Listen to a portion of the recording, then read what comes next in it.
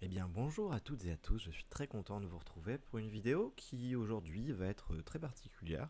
Bon, en même temps je dis ça à chaque fois j'ai envie de dire, mais plutôt une vidéo qui est particulière puisque en réalité ça m'a pris beaucoup de temps pour pouvoir comprendre ce que je vais vous présenter aujourd'hui. Alors mon objectif est tout simplement de vous présenter sur la plateforme Binance, mais c'est exactement pareil sur n'importe quelle plateforme, de vous présenter les différents types d'ordres qui existent.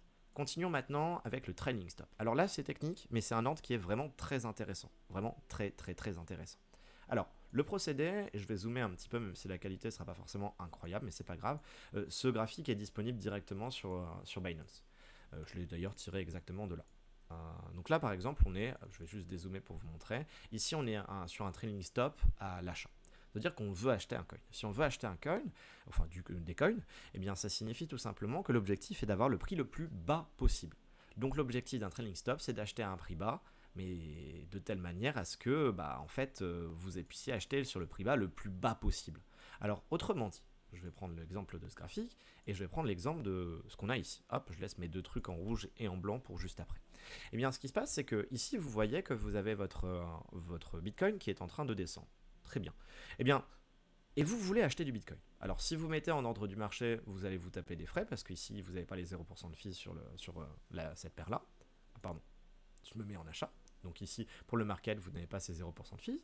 En ordre limite, c'est bien gentil. Mais dans ce cas-là, il va falloir que vous positionnez votre ordre limite. Et si par exemple, vous décidez de positionner votre ordre limite et de dire, bah tiens, moi je veux acheter du Bitcoin quand ça va toucher ici à 28 223,50, c'est cool. Mais si le Bitcoin, au moment où il touche ça, il continue sa descente, et le Bitcoin, il continue sa descente jusqu'à ici, finalement, vous serez retrouvé dans une situation où vous avez acheté du Bitcoin à un moment, alors que finalement, le Bitcoin, après, il a perdu presque 2%. Autrement dit, il existe un ordre qui s'appelle l'ordre trailing stop qui va suivre l'évolution du Bitcoin. Donc à l'achat, l'objectif est d'avoir le prix le plus bas. Par conséquent, l'ordre trailing stop à l'achat va suivre la baisse du Bitcoin. Comment ça fonctionne? Eh bien, ça fonctionne comme suivant. Ici, on considère que notre prix d'activation, qui est ici, notre activation price à 9000, eh bien, c'est le prix du Bitcoin.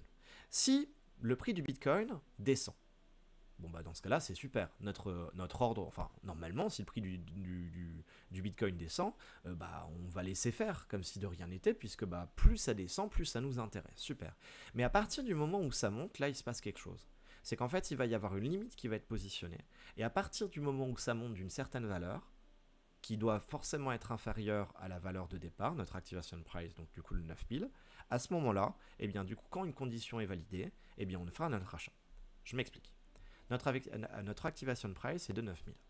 Et bien en fait, suivant un certain pourcentage que vous allez décider de votre trailing stop à l'achat, donc ici vous voyez qu'il y a un trailing delta, par exemple 1%, je vous expliquerai comment trouver cette valeur-là juste après. Et bien si vous par exemple vous décidez, comme c'est dans le cas de notre exemple, de dire tiens, mon trailing delta va être de 5%, et bien ça signifie qu'en fait la valeur qui va être modulaire de votre trailing price, et bien va être 5% de plus que le 9000. C'est-à-dire que 5% de plus que le 9000, ici c'est 9450. Super.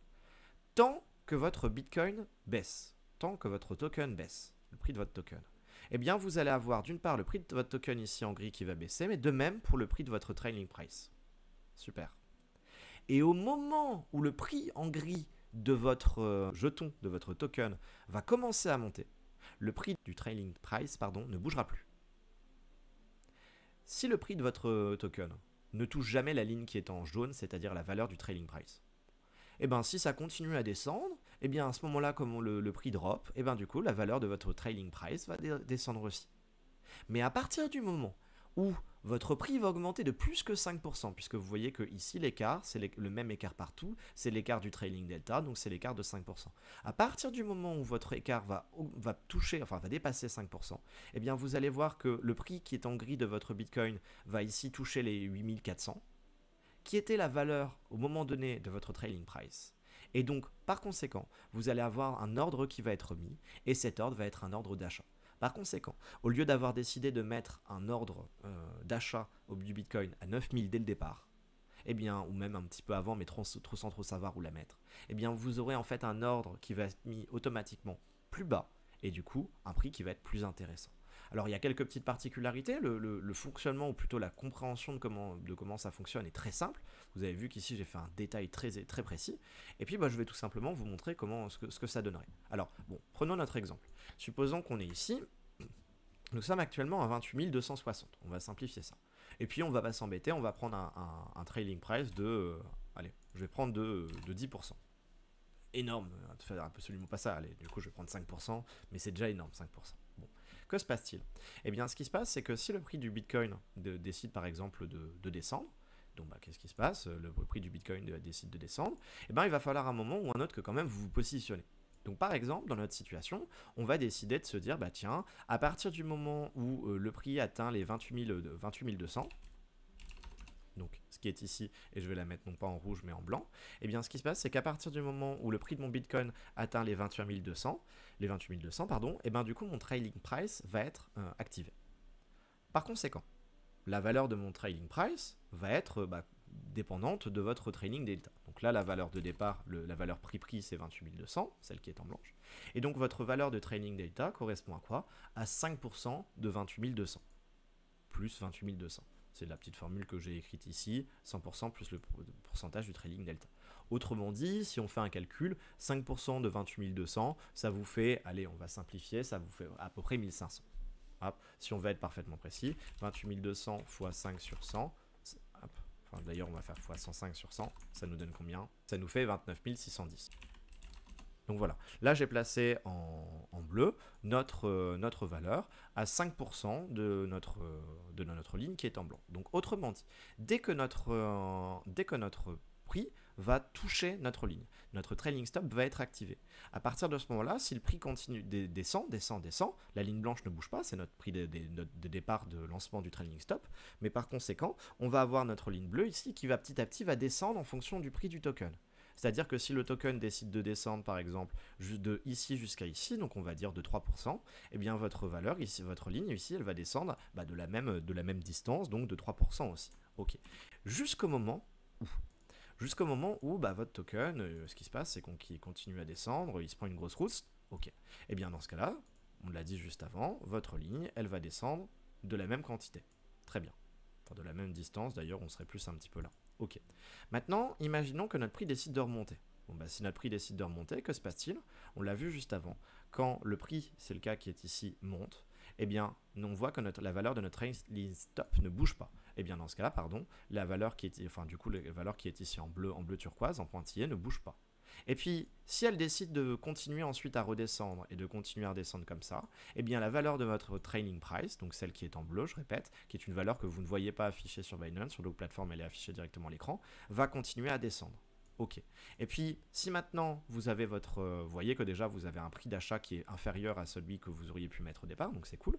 Et puis, si maintenant votre valeur elle continue à monter, et bien du coup votre ligne en bleu ne bouge pas. Si ça redescend, et bien du coup la ligne bleue va redescendre de nouveau. Et si par contre elle continue à monter et elle vient le toucher, donc si ici il vient y avoir un croisement entre le prix de votre Bitcoin et la valeur qui ne bougeait plus puisque vous étiez en augmentation de votre trailing price, et bien à ce moment-là, vous avez un ordre qui est posé dans le carnet d'ordre et il vient vous dire, bah voilà, moi je veux acheter du Bitcoin et je veux acheter du Bitcoin à un prix qui est défini. Et vous voyez qu'ici vous avez une valeur qui est limite 21 831,71. Cette limite je vais la rajouter ici en rouge. Dans notre situation, la valeur limite on pourrait par exemple mettre 28 250. Hop, je vais la passer en rouge. En fait, ça correspond à quoi? Ça veut tout simplement dire que si le prix de notre Bitcoin, tiens, je vais la mettre un petit peu plus haute parce que sinon, avec la ligne, je vais mettre 28 300, comme ça on la verra mieux. Voilà. Mais en réalité, sans d'écart, on l'a déjà dit, c'est trop. Mais en fait, ce qui se passe, c'est qu'au moment où vous touchez ici, l'algorithme va directement décider de mettre un ordre au prix du marché. Et il va essayer de vous trouver le prix le plus intéressant. Mais s'il n'y a aucun ordre qui est ici, eh bien, au lieu d'acheter votre Bitcoin à 27 784, peut-être qu'il va vous l'acheter à 27 800. Parce que il n'y a aucun ordre entre 27 799 et 27 584. Et peut-être même qu'il va décider de l'acheter à 28 200. Parce que si ça se trouve, il n'y a aucun ordre entre votre valeur de départ et celle-ci. Autrement dit, en fait, il y a une valeur, et c'est pour ça qu'il est important de poser la valeur limite. Et cette valeur limite, c'est tout simplement la valeur à partir de laquelle vous ne voulez pas acheter à plus cher. Le prix, bah, du coup, c'est le prix de départ du trailing stop. Là-dessus, pas de problème. J'ai laissé la ligne blanche telle qu'elle était. Donc, c'est le prix à partir du moment où le trailing stop va se lancer. Si vous avez de la liquidité à 27 584, bon, bah, dans ce cas-là, tant mieux. Votre ordre est balancé dans le carnet d'ordre. Il est validé et c'est super. Mais si vous n'avez aucune liquidité jusqu'à bah, forcément au minimum votre prix de départ, donc 28 200, et ben dans ce cas-là, votre ordre n'est pas validé. Or, vous vouliez acheter du Bitcoin. Par conséquent, ce qu'il est nécessaire, c'est de mettre une valeur limite qui est en fait la valeur limite de votre prix d'achat. Et donc, par conséquent, votre valeur limite de prix d'achat, bah, en fait, c'est tout simplement comme ce qu'on a vu tout à l'heure. C'est-à-dire que lorsqu'on met un ordre limite, bah, la valeur stop, c'est la valeur de départ, et la valeur limite, elle est un petit peu au-dessus. C'est ce qu'on a vu juste avant. Et bien, c'est d'ailleurs exactement la même chose ici. D'ailleurs, vous observez, stop 21 820, limite 21 831. Et bien ici, c'est exactement la même idée. Donc, par conséquent, la valeur qui est en fait la valeur maximum à laquelle on accepte d'acheter du Bitcoin, et bien, par conséquent, est forcément supérieure à la valeur pré-prix, et donc du coup notre ordre s'est positionné de la manière suivante. Alors concrètement, comment savoir, comment choisir tout simplement le trading delta? Bon, déjà forcément ça va dépendre de la time frame dans laquelle vous êtes. Ici nous sommes sur une time frame 4 heures, c'est pas la même chose que si on fait du trading sur du 15 minutes ou autre. Quand je dis trading, vous considérez ça tel que vous souhaitez. Mais donc en fait en réalité, de ce que j'ai vu un petit peu à gauche à droite, ce qui peut être intéressant, c'est de prendre avec l'outil, bah, du coup aussi on est sur TradingView directement dans Binance, de prendre bah, en fait la hauteur en pourcentage des bougies qu'on a. Si on observe cette bougie là, on est approximativement à 0,53. Cette bougie là, on est approximativement à 0,59. Cette bougie là, on est approximativement à... Et hop, on fait ça pour plusieurs bougies. Et en fait, on essaye de prendre un pourcentage qui est un petit peu supérieur à la liquidité qu'on a dans la période actuelle. Là, par exemple, si on a une liquidité qui est plutôt importante, on voit qu'on est à 0,5.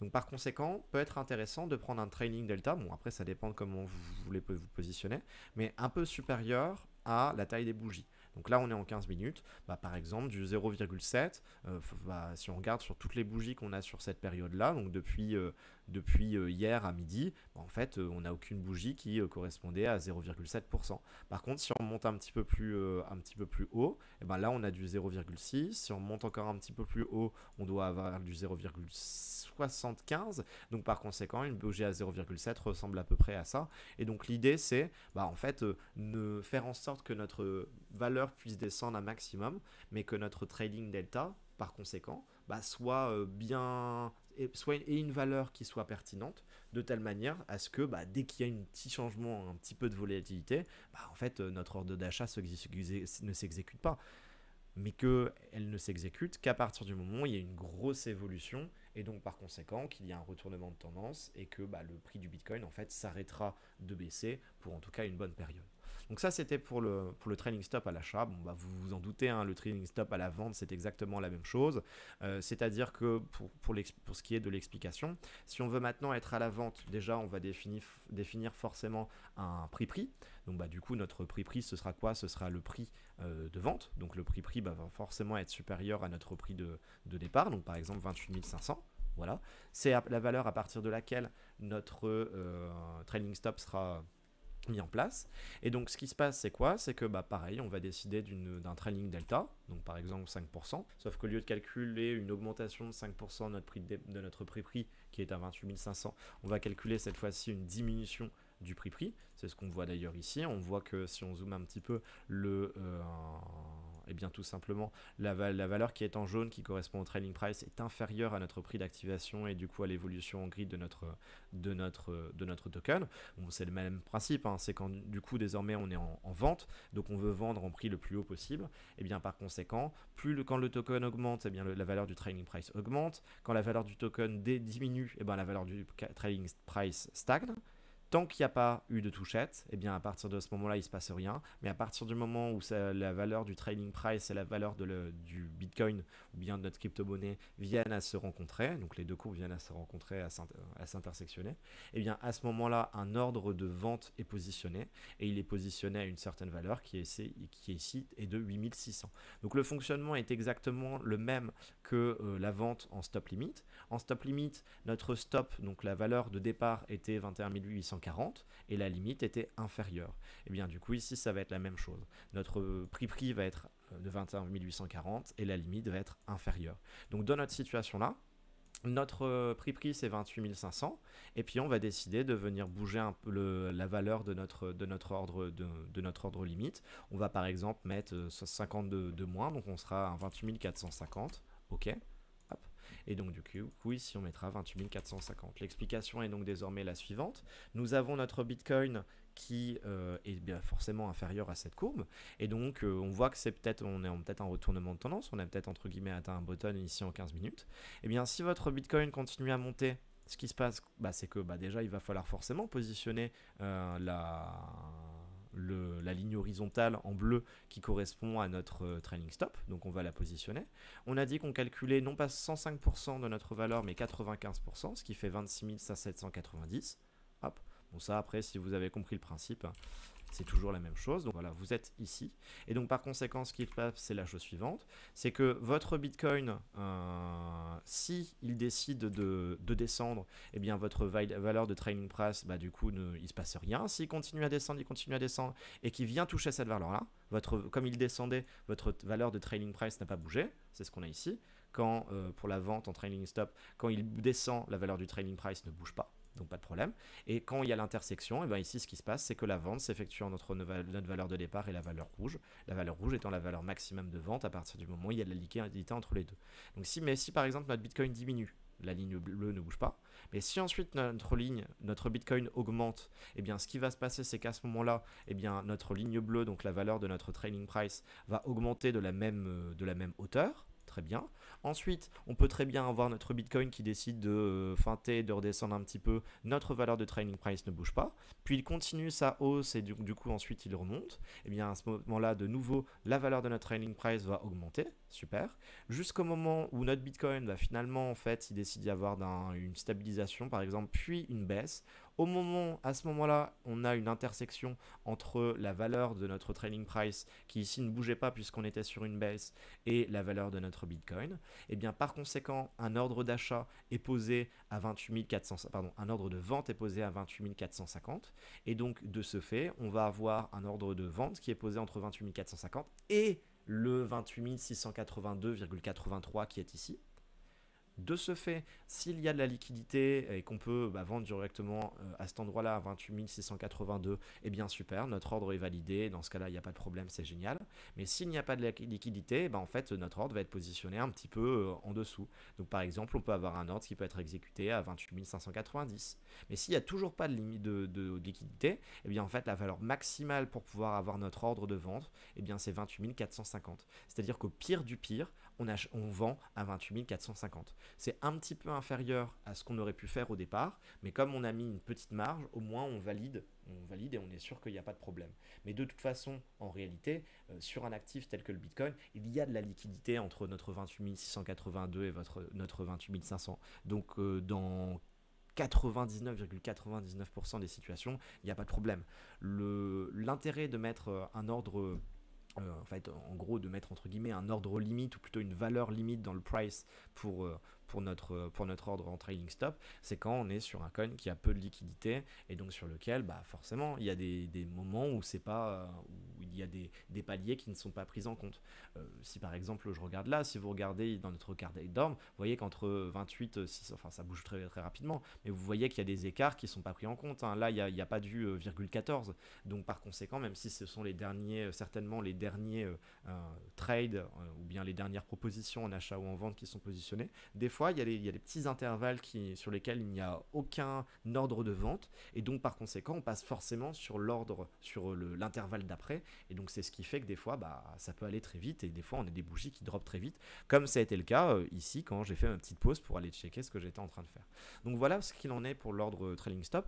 Concrètement c'est un ordre que je trouve vraiment intéressant parce que si on sent par exemple que le prix est en train on est dans une tendance haussière et notre prix augmente, et poser un ordre trailing stop peut derrière permettre tout simplement d'avoir la conscience tranquille, de savoir que notre prix va évoluer par exemple pendant la nuit, et on vient le lendemain, on voit ce qu'il en est, on décide de changer de stratégie ou autre, mais donc ça c'est vraiment chouette. Encore une fois, je rappelle, attention ici, on avait 0% de frais de trading sur cette paire en BTC, là je suis sur BTC USDT, vous voyez que vous n'avez rien. Par conséquent, vous allez avoir des frais de trading sur cette paire.